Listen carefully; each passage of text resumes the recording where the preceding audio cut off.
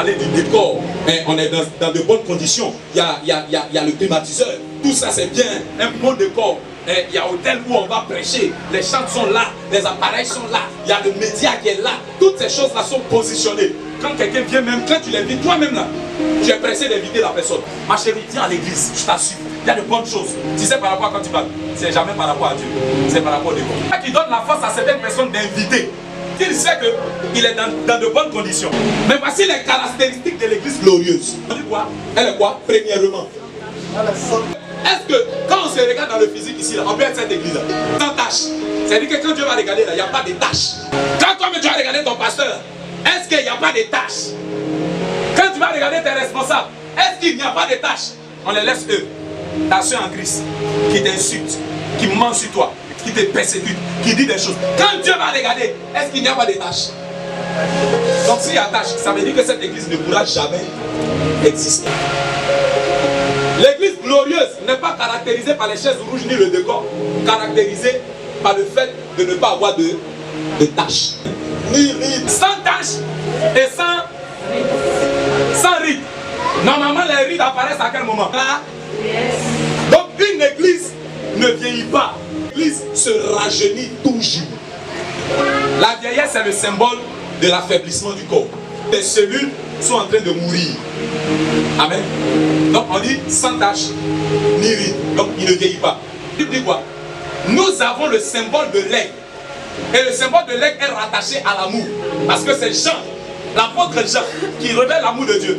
Et qui parle de l'aigle. Il donne l'image de l'aigle. L'aigle, quand il commence à vieillir, l'aigle fait quoi? Il va sur les hauts lieux. Il disparaît. Il va prendre son bec là, il va frapper à un rocher. Il se blesse, le sang sort. Et puis quand il va quitter là-bas pour revenir là, il enlève le vieux vêtement et puis il est renouvelé. Donc l'aigle, il se rajeunit. Donc un enfant de Dieu doit constamment se restaurer et se renouveler.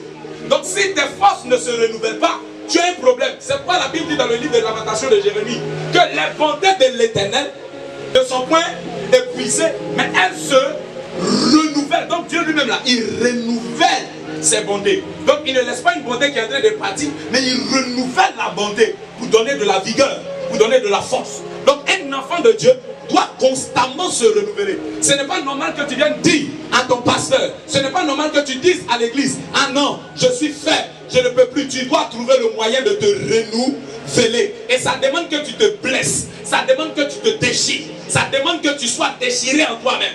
Et si toi tu n'es pas capable de le faire, Dieu peut utiliser des personnes pour pouvoir le faire, pour te déchirer, pour que tu sois renouvelé, de sorte à ce que tu sortes des rides. Mais comme déchire là, ça fait pas mal. Est-ce que ça fait pas mal? Ça fait mal. Donc pour que tu sois renouvelé, pour que tu te reprennes dans la vie chrétienne, pour que tu te reprennes dans ta marche et foncer réellement, renouveler tes forces, il faut nécessairement que tu sois déchiré et blessé. Dis à quelqu'un, c'est là aussi imprécis. Donc sans tâche, ni ride. Papa encore? Ni rien de semblable. Ni rien de semblable à ces deux qu'on vient de citer. Un saint. On est saint à quel moment? Au moment où on s'attache réellement et totalement au Seigneur. Quand on n'a pas les tâches et les rites. Amen. Tu es déjà sur la bonne voie. Donc, tu es obligé de t'attacher, comme on a dit tout à l'heure. Elle a dit tout à l'heure, à quoi? Au Seigneur. Donc, vous êtes mes enfants. Attachez-vous à Jésus de Nazareth. Attachez-vous à Jésus d'abord. Mais attachez-vous à Jésus d'abord. On est bien attaché à Jésus, l'identité, son impact et sa puissance. Donc, on devient saint lorsque on prend le soin de se connecter à Jésus pour qu'il nous enlève les tâches. Donc, tu acceptes qu'on enlève les tâches. Il y a des tâches qui peuvent prendre 2 jours pour dire. Mais au moins, tu acceptes qu'on enlève les tâches. Ensuite, tu acceptes qu'on te déchire, qu'on te blesse. Parce que c'est ce que fait l'aigle quand il monte pour se renouveler. Donc à chaque fois que Dieu renouvelle ses bontés pour vous, le Seigneur se déchire et le Seigneur se blesse. Il faut réfléchir là-dessus. Déjà à la croix, on l'a déchiré, on l'a blessé. C'était pour quoi? Pour renouveler une alliance qui était antérieure et l'emmener à quoi? À la perfection. Donc à chaque fois que tu te déchires, tu es en train de te parfaire. tu passes à une autre étape de perfection. Et c'est ça que nous refusons qui fait qu'on n'est pas capable de posséder certaines choses et d'avoir certaines choses. Il y a des enfants spirituels qui disent, mais pourquoi tu me blesses? Tu passes tout ton temps à me blesser. Non, blessure qui est en train de venir là. Tu dois comprendre que tu es un enfant de Dieu en qui habite l'amour de Dieu et cet amour doit être renouvelé. Donc pour que cet amour soit renouvelé, il faut que tu sois confronté à une situation où tu dois manifester l'amour. Donc on te blesse, mais toi tu dois ramener quoi? L'amour. Est-ce qu'on se suit? Donc quand on te blesse, c'est pour que tu passes à un autre niveau de l'amour. Donc la blessure est là, tu sais que ça fait mal. Et puis au fond de toi tu dis, Père, je suis blessé là pour renouveler cet amour que tu as mis en moi que je dois manifester. Un enfant de Dieu qui prend ça comme ça, il est en train de vaincre l'esprit de la vanité. Sainte et irrépréhensible. Irrépréhensible. Papa, il faut lire une autre version.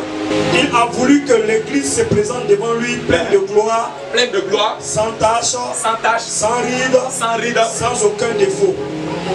Sans aucun défaut. Il a voulu qu'elle soit sainte et sans reproche. Aucun défaut. Donc aucun. Bon, je vous pose la question. Est-ce que c'est possible? Parce que Dieu ne peut pas se permettre de nous demander une chose qui est impossible. Il sait que c'est impossible et puis nous demandons qu'il nous condamne d'office. Vous voyez d'où? C'est là que je vais vous parler un peu. Satan qui est malin, c'est ce qu'il met dans l'esprit de certains croyants. Jésus, lui, Jésus, c'est normal que lui il soit dans cette dimension où il... Voilà, mais moi là je suis l'homme, je suis chair. Je sens quand même des choses, tu ne peux pas me dire de ne pas sentir les choses. Mais on pose une question, Jésus lui sentait rien. La Bible dit qu'il était à la même image que nous. Il était confronté aux mêmes tentations. Il a été confronté, on l'a insulté, mais il se taisait. On a craché sur lui, mais il se taisait. Attendez, il n'était pas en esprit, il était dans la chair. Tout ce qui est dans la chair ressent la douleur, le mal, la frustration. Ressent toutes ces choses. Au point où à Gethsémani il a fait quoi? Il dit Seigneur, si on peut éloigner ça de moi, mais en tout cas il est fils de Dieu, pourquoi il va les faire prier ça? Normalement il peut prier sans rien et puis aller en nous aller. Mais c'est parce que dans sa chair, il sent ce qui va venir. Comme toi tu sens des choses. Quand même il a été toutefois irrépréhensible. Ça veut dire que c'est possible. Mais en fait nous-mêmes là, comme on ne veut pas, on trouve les moyens de